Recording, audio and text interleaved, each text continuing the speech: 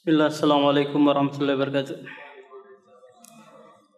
Alhamdulillah, salatu wassalamu ala rasulillah wa ala alihi wa sahbihi wa sallama taslima.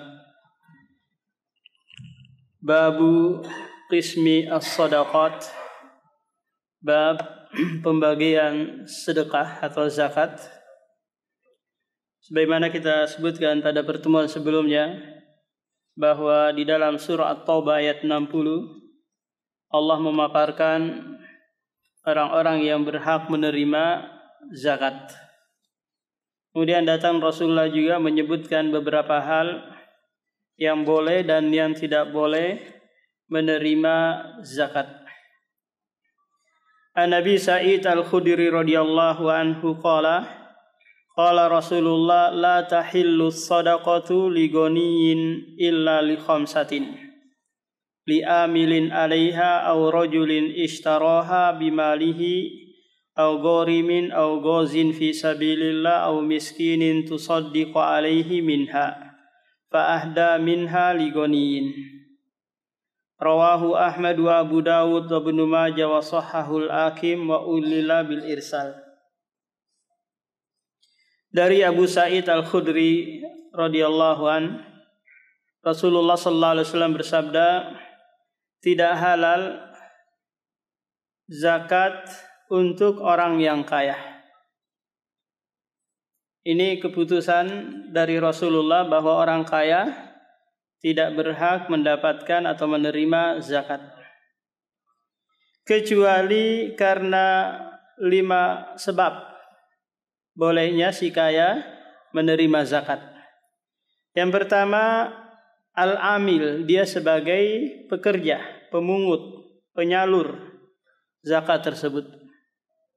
Sudah kita sebutkan pada pertemuan sebelumnya, si amil yang berhak menerima zakat itu kalau dia terdaftar di pemerintahan.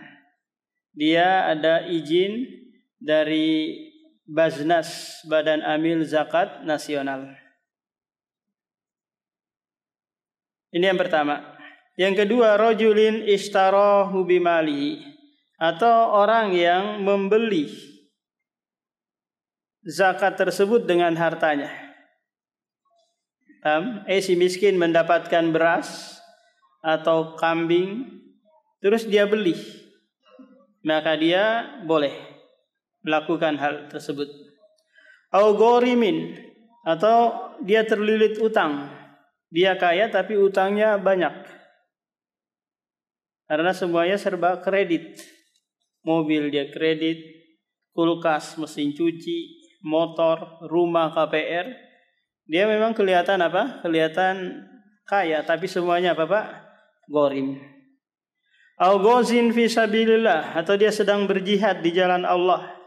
Dia kaya tapi dia terjun ke medan perang, maka nanti dia mendapatkan zakat. Kalau dia tidak dapat gaji tetap dari pemerintah. Au miskinin, ini yang keempat, atau orang miskin yang bersedekah kepadanya, kepada orang kaya.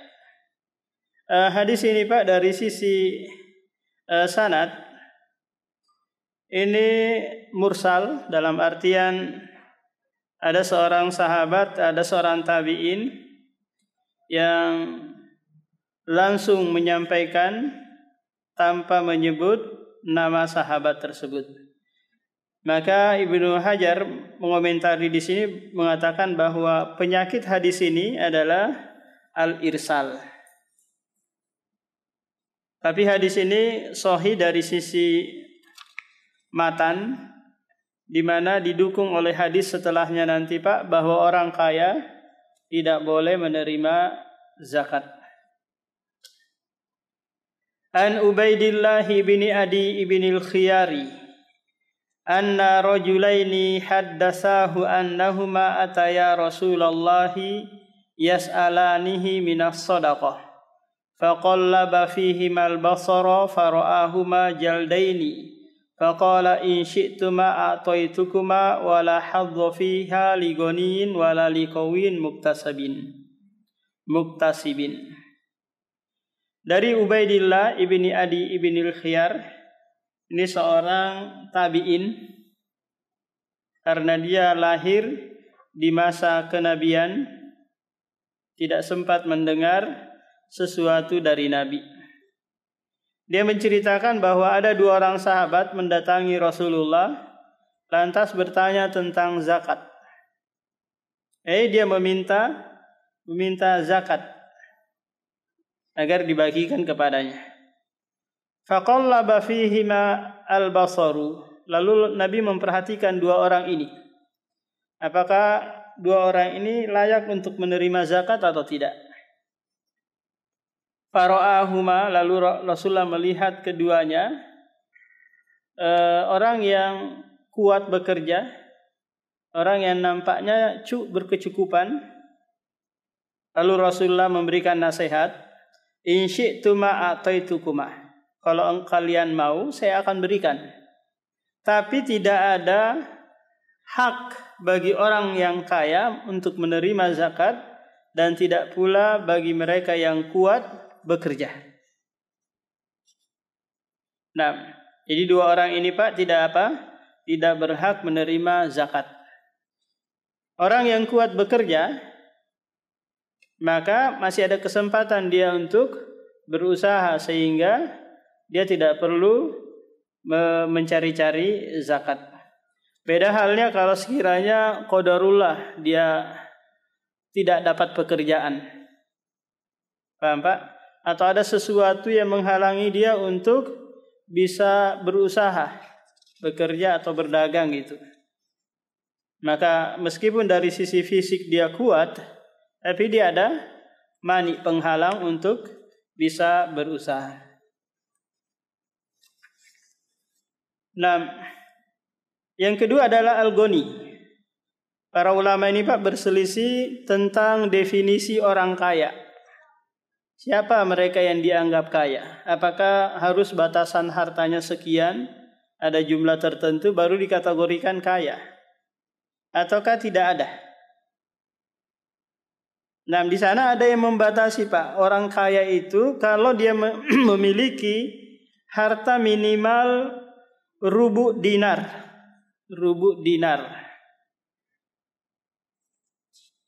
Atau bukan rubu dinar, rubu nisab. 1/4 dari nisab emas atau dirham. Kalau emas Pak lah 20 dinar, 1/4-nya itu berarti apa? 5 dinar. 5 kali 4,25 sama dengan 5 kali 4 sama dengan 20. Berarti 21 gram lebih. Baru dikatakan dia apa Pak? Dia kaya. Tapi penulis di sini menyebutkan bahwa seseorang itu dianggap kaya kalau dia memiliki kecukupan dan mampu membiayai dirinya dan orang yang dia tanggung. Dari harta simpanannya mungkin, atau dari usahanya, atau dari gaji pensiunannya dia. Pak, contoh kita seorang yang pensiun dari perusahaan atau dari pegawai gitu, tapi kita tetap dapat gaji dan itu cukup untuk apa? Untuk makan dia dan keluarganya. Maka orang ini dianggap apa Pak? Kaya.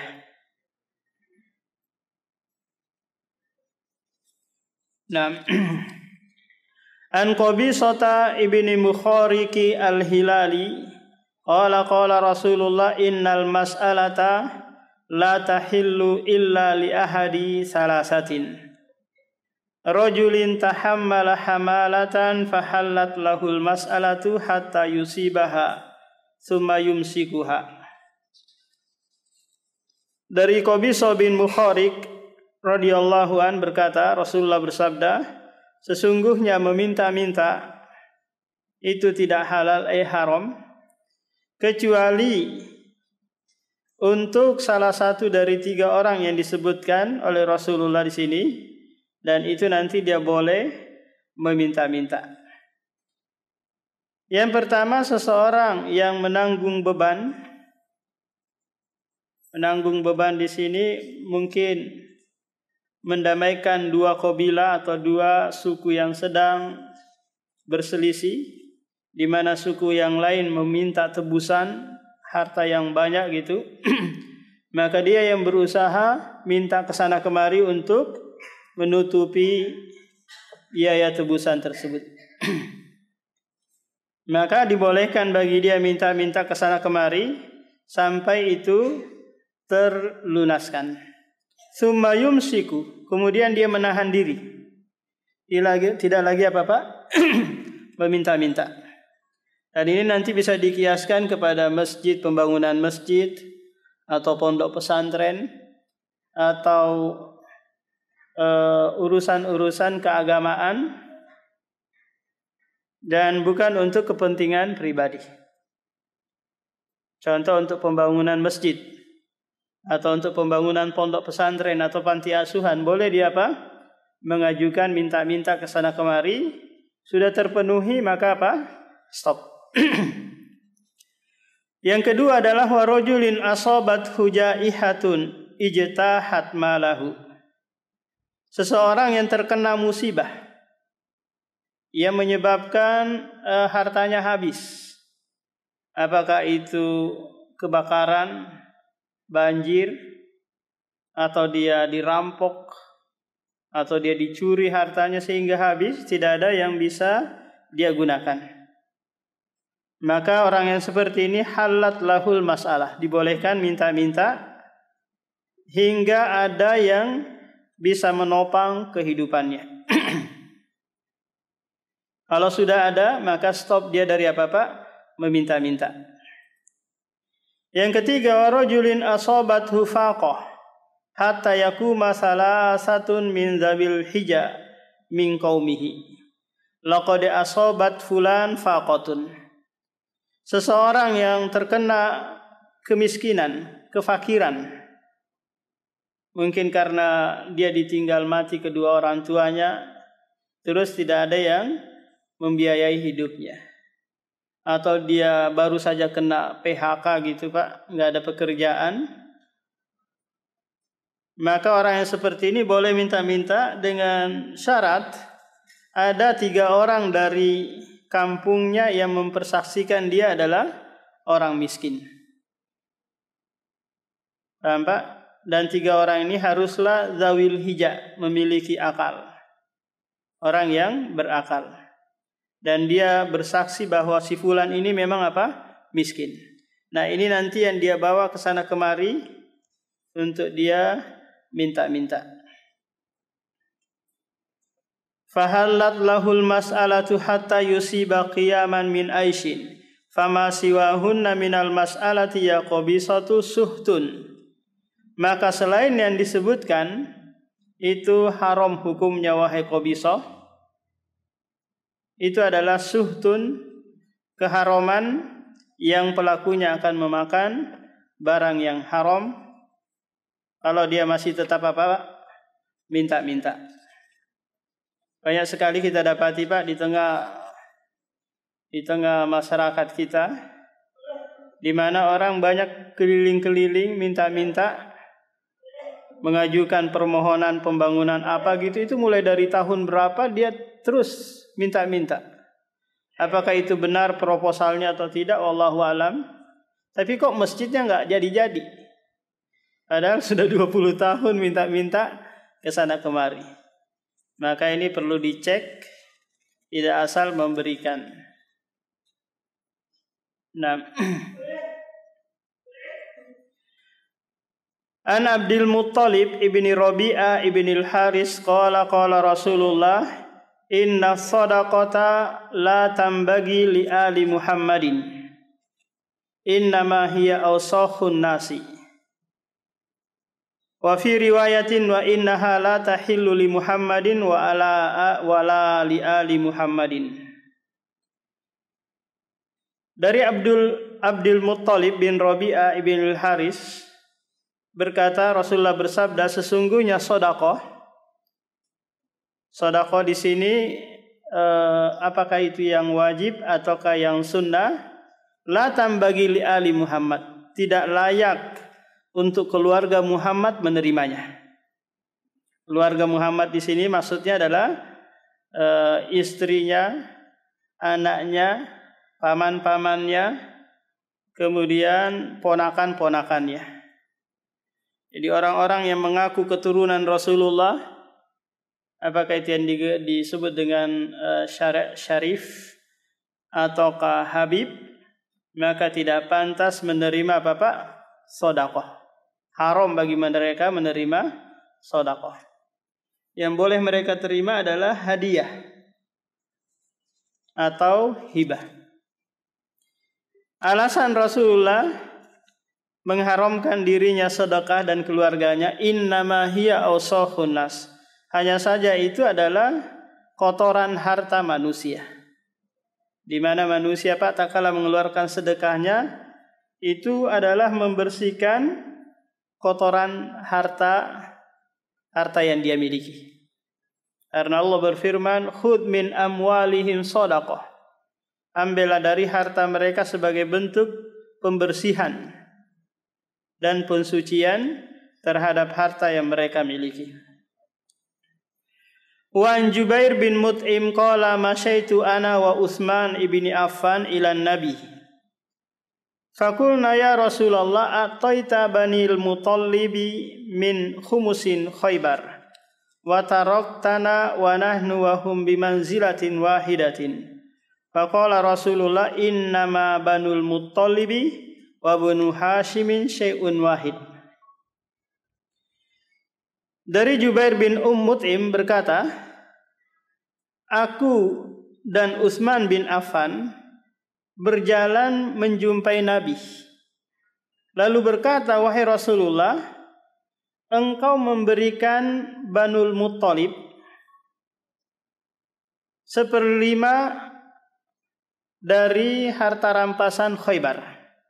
Karena kita tahu Pak bahwa Rasulullah ketika menyerang Khaybar, perkampungan Madinah, Rasulullah menang dan mendapatkan harta rampasan yang banyak.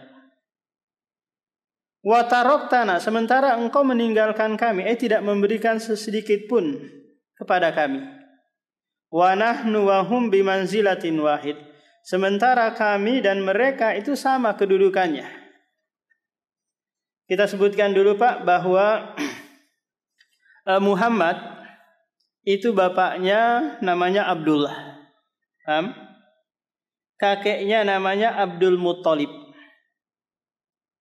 Kemudian bapak kakeknya namanya siapa? Al-Muttalib.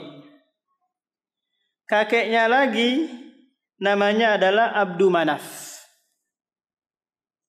Dari Abdu Manaf itu memiliki 4 anak. Hashim, Al-Muttalib, Abdus Syams, dan Naufal. Pak, perhatikan dulu. Dari kakek yang keberapa ini? Tadi Abdullah bin Abdul Muttalib bin Al-Muttalib bin Abdi Manaf. Kakek yang keberapa ini kira-kira? Yang kedua ya. Nah, Abdu Manaf ini memiliki 4 anak laki-laki. Hashim, Al-Muttalib, Abdus Syams, sama Naufal. Nah, Rasulullah dari jalur siapa Pak? Al-Muttalib. Kemudian Abdus Syams ini nanti keturunannya adalah Utsman bin Affan. Naufal nanti keturunannya adalah Jubair bin Mut'im. Nah, sementara Al-Muttalib ini punya anak namanya Abdul Muttalib.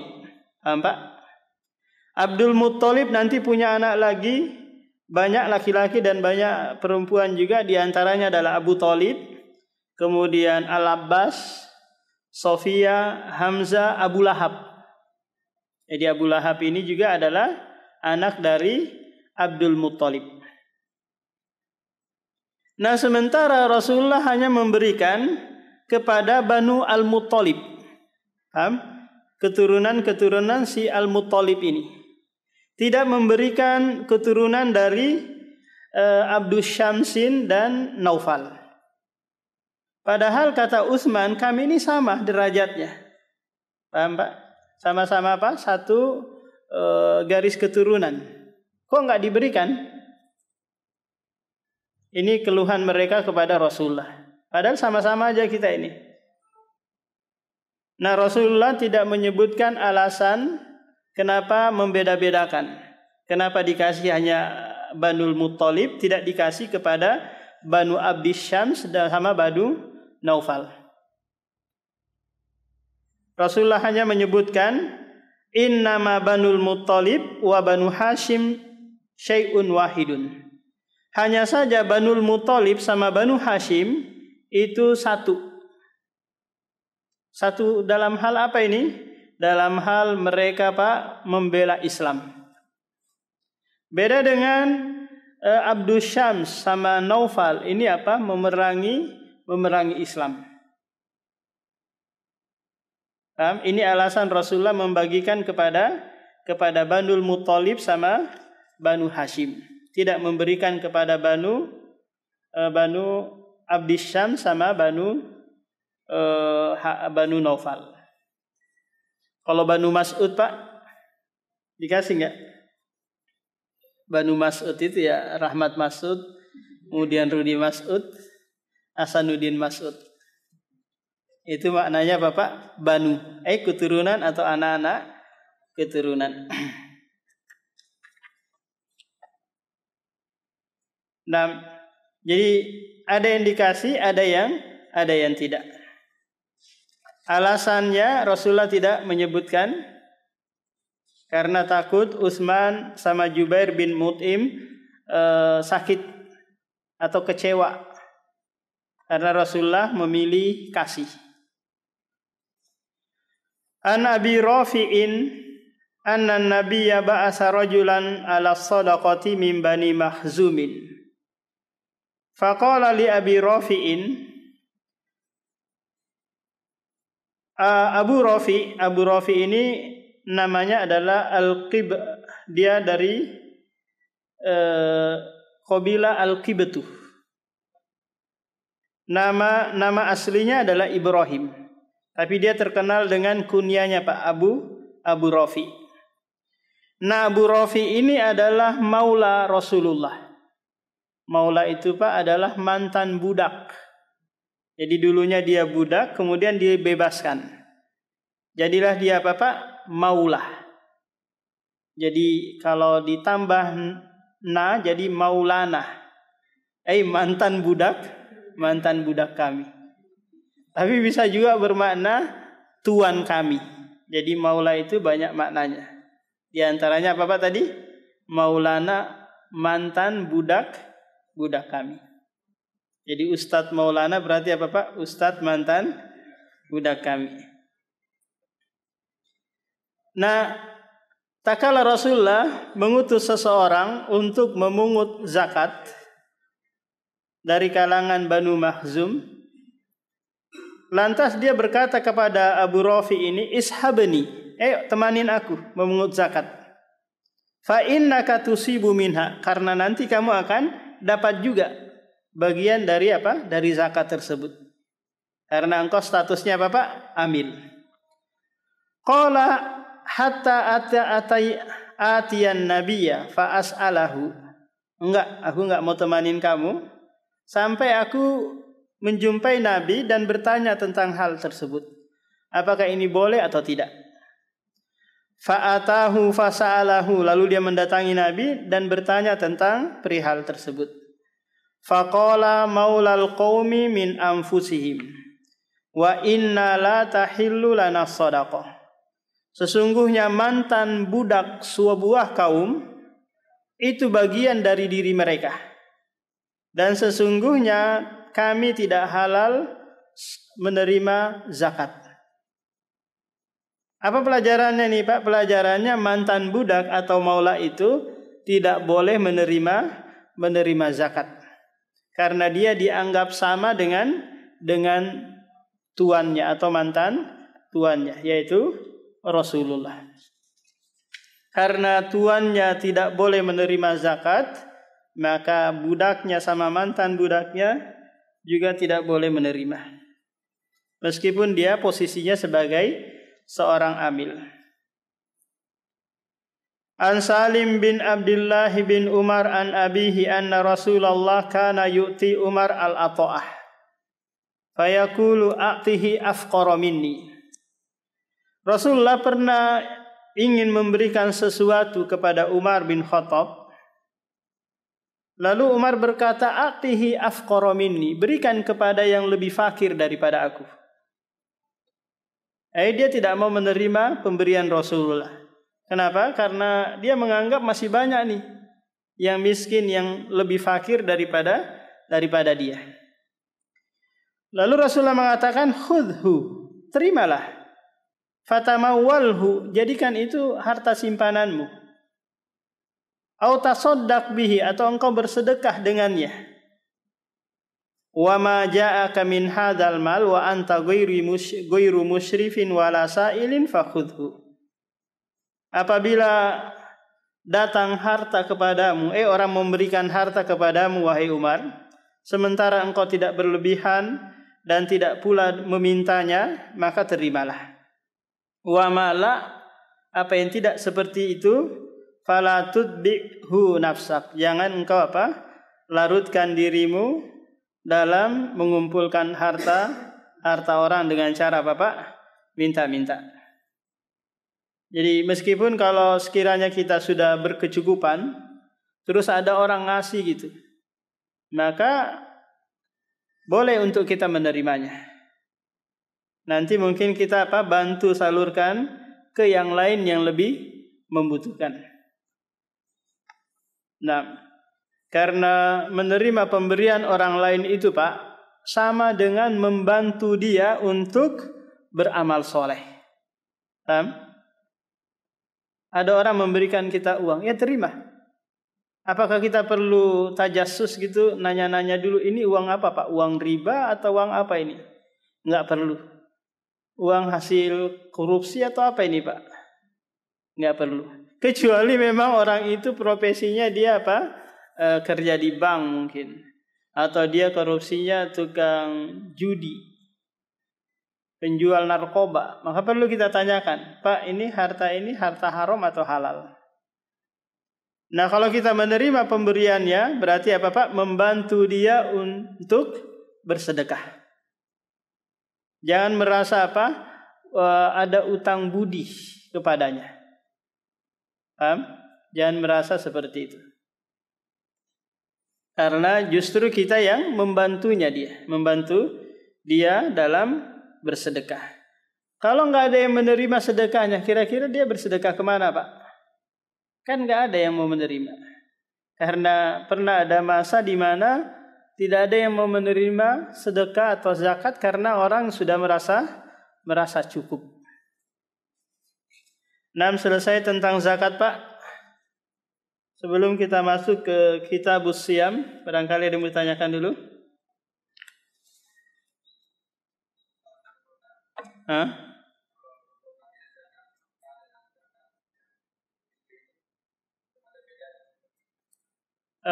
Zakat fitri sama zakat harta ada yang menyamakan, ada yang membedakan Pak. Yang membedakan itu kalau zakat fitri ini peruntukannya untuk fakir dan miskin. Paham? Ada juga yang menyamakannya karena Allah mengumumkan hal itu rata di dalam surah At-Taubah ayat 60. Innamas shadaqatu lil fuqara'i wal masakin, dan seterusnya. Nah, yang lebih dekat pada kebenaran dalam hal ini bahwa untuk zakat fitri ini dikhususkan pada fakir dan miskin. Pak? Nah, yang lain?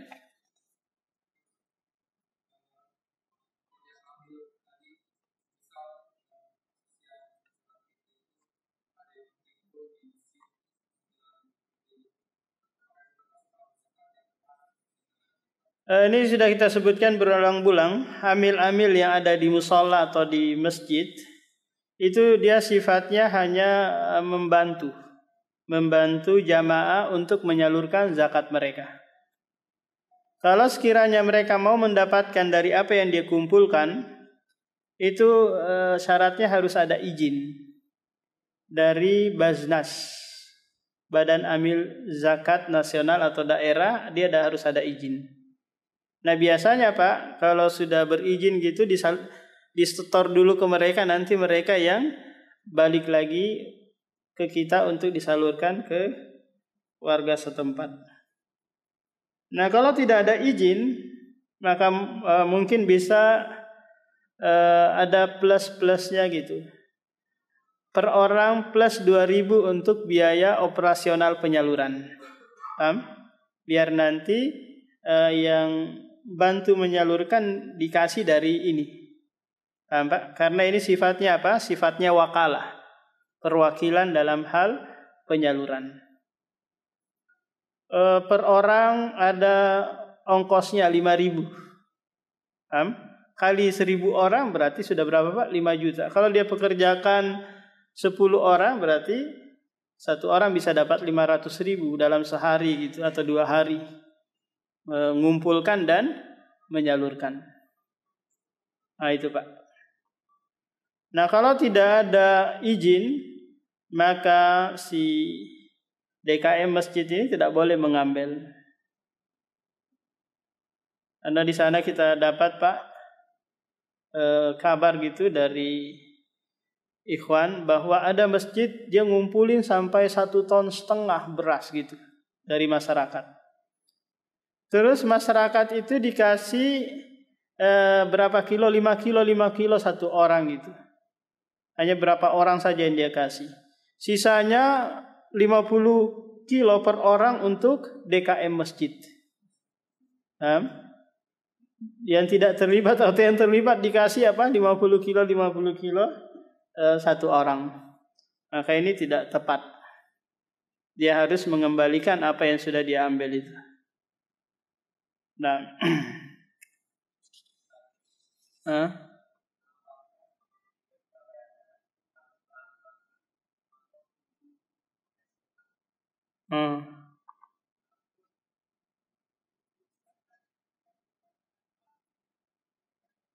apa Pak yang kedua?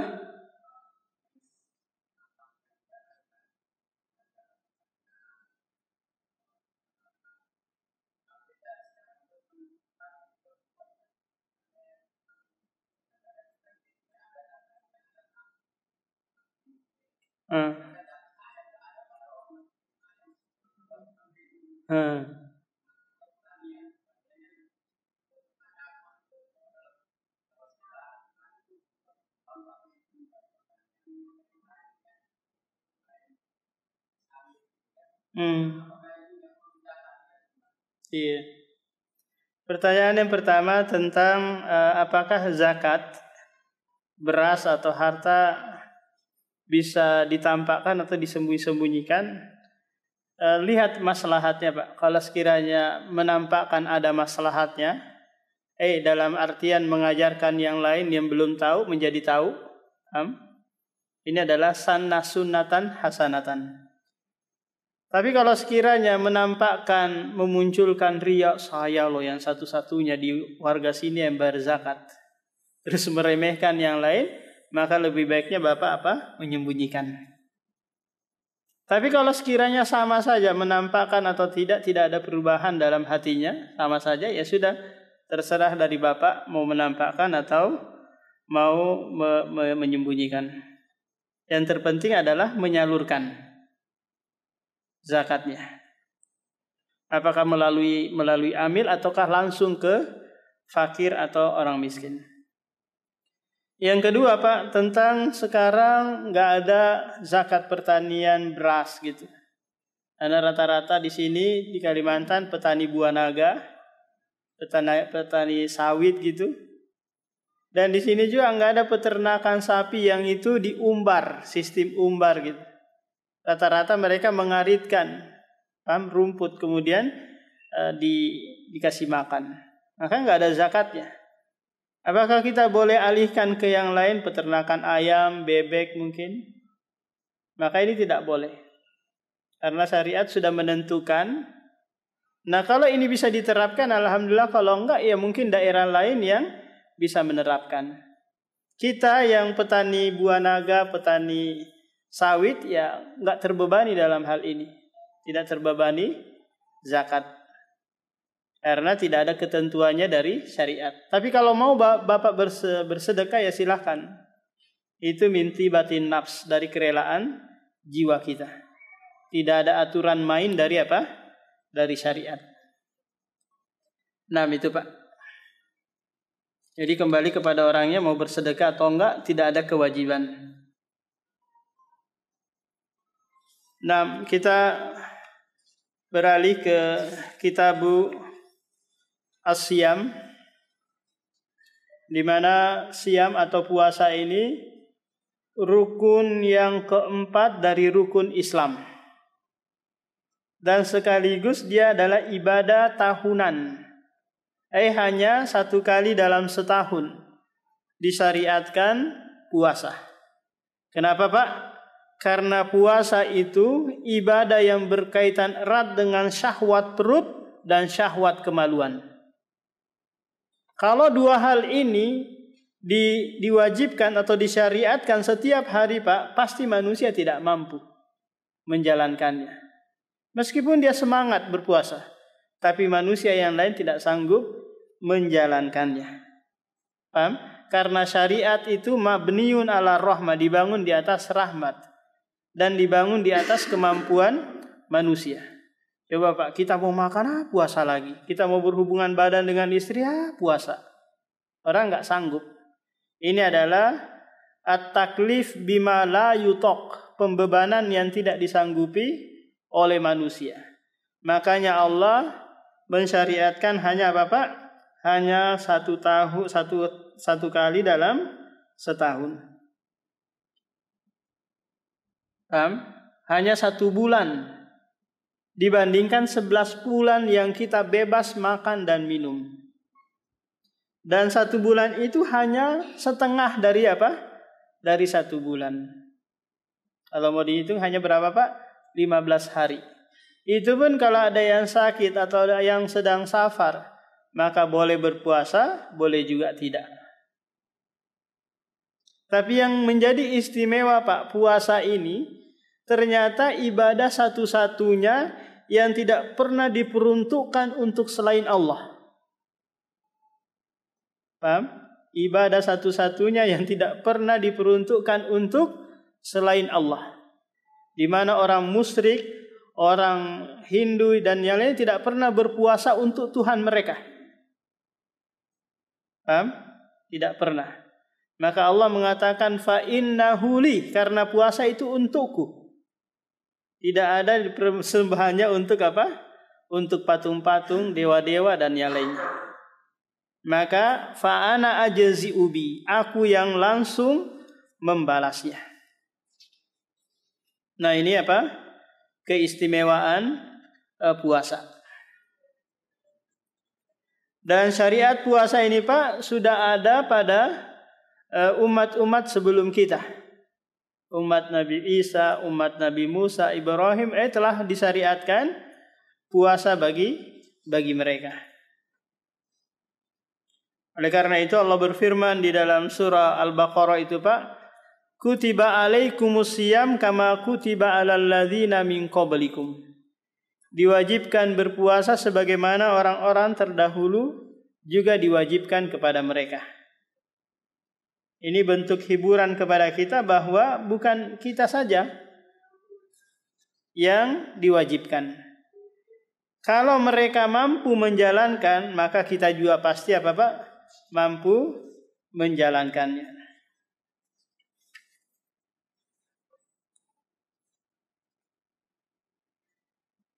Di antara faedah puasa itu Pak, ternyata puasa itu membantu kita untuk meningkatkan ketakwaan. Meningkatkan aktivitas ibadah itu Pak di saat kita Pak berpuasa. Karena hawa nafsu lagi ditekan-tekan. Paham? Hawa nafsu itu lagi ditekan dengan apa? Dengan rasa lapar. Sehingga memudahkan kita untuk beribadah.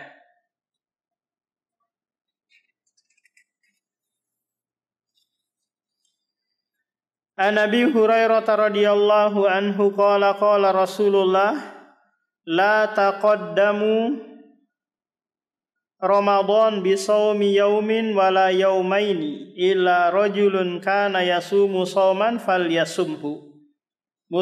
Muttafaqun alaih. Dari Abu Hurairah radhiyallahu an berkata, janganlah kalian mengedepankan Ramadan dengan berpuasa sehari atau 2 hari sebelumnya. Kecuali seseorang yang sudah terbiasa berpuasa, maka hendaklah dia berpuasa. Ini larangan mengarah kepada yaumus syak, hari diragukan untuk berpuasa. Hari apa kira-kira itu, Pak? Tanggal 29 Sya'ban dan setelahnya. Kalau ternyata di sore harinya enggak kelihatan hilal, maka besoknya itu hari meragukan. Apakah sudah masuk Ramadan ataukah belum? Maka untuk kehati-hatian kita tidak boleh mendahului Ramadan dengan berpuasa. Paham, Pak? Kecuali seseorang sudah punya kebiasaan puasa Senin Kamis mungkin, atau puasa Ayyamul Bid, atau puasa Daud, bertepatan dengan tanggal 29 atau setelahnya, maka ini tidak mengapa. Jadi kalau hari yang diragukan, maka sebaiknya ditinggalkan kalau mereka Bapak tidak biasa berpuasa. Wa an Ammar bin Yasirin radhiyallahu anhu qala man shoma al-yawma alladhi yushakku fihi faqad asa Abul Qasim. Siapa yang berpuasa di hari yang diragukan padanya apakah masuk Ramadan atau tidak, maka dia telah bermaksiat kepada Abul Qasim, yaitu Muhammad sallallahu alaihi wasallam. Nah, demikian Pak, kita lanjutkan pada pertemuan berikutnya.